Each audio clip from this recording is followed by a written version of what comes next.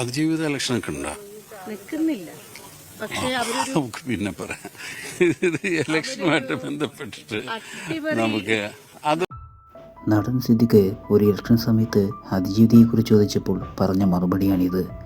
ചിരിച്ചുകൊണ്ട് നടിയെ പരിഹസിച്ചുകൊണ്ട് സിദ്ദിഖ് പറഞ്ഞ വാക്കുകൾ നിങ്ങൾ കേട്ടു കാണും. എന്നാൽ അതിജീവിതയുടെ ആ സംഭവവുമായി ബന്ധപ്പെട്ട് ദിലീപിന് വേണ്ടി ഏറ്റവും കൂടുതൽ വാദിച്ചത് സിദ്ദിഖ് തന്നെയായിരുന്നു.